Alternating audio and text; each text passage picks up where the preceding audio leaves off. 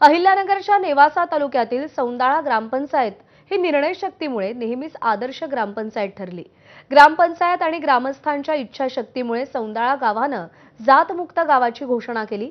आमच्या गावात जातीवरून भेद केला जाणार नाही, आंतरजातीय विवाह थाटामध्ये लावले जातील, सामाजिक तेढ निर्माण करणाऱ्या सोशल मीडियावरील संदेशांना गावकरी थारा देणार नाहीत, असा ठरावच सौंदाळा ग्रामस्थांनी एकमुखानं संमत केलाय।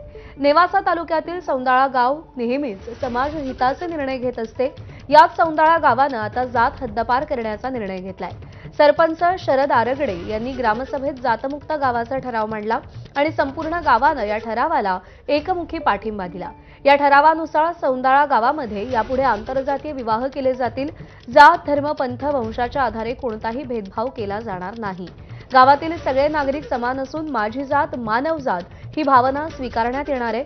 गावातील कोणीही सोशल मीडियावरती जातीभेद करणारे मेसेजेस करणार नाही आणि तसं आढळल्यास ठरावानुसार संबंधितांवरती कायदेशीर कारवाई करण्याची तरतूद यामध्ये करण्यात आली आहे।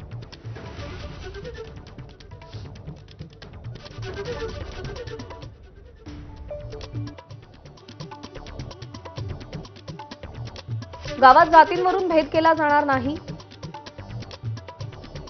आंतरजातीय विवाह थाटात लावले जातील, सामाजिक तेढ निर्माण करणाऱ्या सोशल मीडियावरच्या संदेशांना गावकरी थारा देणार नाही। जात, धर्म, पंथ, वंशाच्या आधारे कोणताही भेदभाव केला जाणार नाही। गावातील सर्व नागरिक समान असून माझी जात मानव ही भावना स्वीकारणार। सोशल मीडियावरती जातीभेद करणारे मेसेज आढळल्यास कायदेशीर कारवाई केली जाईल। ग्रामीण भागामध्ये कुठेही जातीची गरज दैनंदिन जीवनामध्ये भासत नाही, परंतु जाणीवपूर्वक फक्त निवडणुका लागल्या किंवा राजकारण सुरू असलं त्याच्या वेळेस खुर्ची टिकवण्यासाठी जात लागते। सौंदाळा गावामध्ये जाणीवपूर्वक जातीपातीचा भेदभाव केला जाणार नाही आणि वागण्यात तर नसणारच, परंतु एक माणुसकी म्हणूनच जात आपण मानायची आणि सगळ्यांनी जे काही वेगवेगळे उत्सव आहेत, सण उत्सव आहेत, याच्यामध्ये एकमेकांच्या कुटुंबासारखं सहभागी व्हायचं आणि जातीपातीचा समूळ नाश करायचा, अशा पद्धतीने आम्ही जातमुक्त ठराव केलेला आहे। आमच्या ग्रामपंचायतीने जो हा ठराव घेतलेला आहे, भविष्याच्या दृष्टीने याच्याकडे आपण जर बघितलं तर हा अत्यंत चांगला ठराव आहे। खऱ्या अर्थाने या ठरावामुळे साने गुरुजींची शाळेतली जी प्रार्थना आहे आणि त्या प्रार्थनेतलं जे पहिलं वाक्य आहे, खरा तो एकची धर्म, जगाला प्रेम अर्पण, कमीत कमी आपल्याला गावातील लोक आपले वाटावेत, या उद्देशानं, या अनुषंगानं हा ठराव अत्यंत महत्त्वाचा आहे। आपण जर तरुण मुलांचे रिंगटोन बघितले, डीपी बघितले तर जातीवरून ठेवलेले आहेत। कुणी जय भीम म्हणतं, कुणी शिवाजी महाराज म्हणतं। हे जे महापुरुष आहे ते आपण जातीमध्ये वाटून घेतलेले आहेत। जयंत्या, पुण्यतिथ्या जे त्या जातीने साजऱ्या करायच्या का, त्यांचे काम बाकीच्या समाजासाठी नाही आहे का? पण आजकालच्या राजकारण्यांनी ती गोष्ट तरुणांच्या मनामध्ये पूर्णपणे बिंबवलेली आहे। हे कुठेतरी खोडलं गेलं पाहिजे, मोडलं गेलं पाहिजे, म्हणून आमच्या गावाने हा जातमुक्त गावचा ठराव घेतलेला आहे। जातीपात नष्ट जर झालं तरच खऱ्या अर्थाने सर्वांना शांतता प्राप्त होणार आहे, सामाजिक ऐक्य निर्माण होणार आहे, खरी बंधुता निर्माण होणार आहे, सहिष्णुता निर्माण होणार आहे आणि एकमेकावरची प्रीती निर्माण होणार आहे आणि त्यातूनच खऱ्या अर्थाने सर्वांगीण विकास होईल असं मला वाटतं। दरम्यान याविषयी अधिक माहिती जाणून घेऊयात। आपले प्रतिनिधी सुनील भोंगळ आपल्यासोबत आहेत। सुनील, एक अत्यंत आदर्शवत असा निर्णय या ग्रामपंचायतीने घेतलेला आहे, अंमलबजावणी कशी होईल त्याची?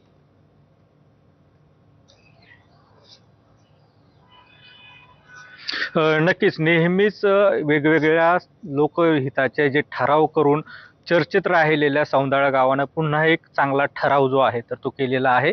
तो म्हणजे या गावामध्ये जातमुक्त गाव हा ठराव जो आहे तर तो सर्वानुमते जो आहे संमत करण्यात आलेला आहे। यापूर्वीच आपण जर बघितलं तर सौंदाळा गावामध्ये शिवी दिल्यानंतर म्हणजे आई आणि बहिणीवरून शिवी जर दिली तर 500 रुपयांचा दंड जो आहे तर तो आकारला जाईल, असा एक ठराव घेण्यात आलेला होता। त्याचबरोबर जर बघितलं तर हुंडा घेणाऱ्याचं नाव कळवा आणि 5000 रुपये मिळवा, अशा पद्धतीचे ठराव जे आहेत तर ते या गावाने घेतलेले आहेत। त्यामुळे महाराष्ट्रासमोर या गावाने नेहमीच एक वेगळा आदर्श जो आहे तर तो ठेवलेला आहे आणि आता पुन्हा एकदा एक नव्यानं सौंदाळा या गावानं जे आहे तर एक ठराव घेतलेला आहे, ज्यामध्ये जातमुक्त गाव हा खरं तर त्यांनी ठराव घेतलेला आहे.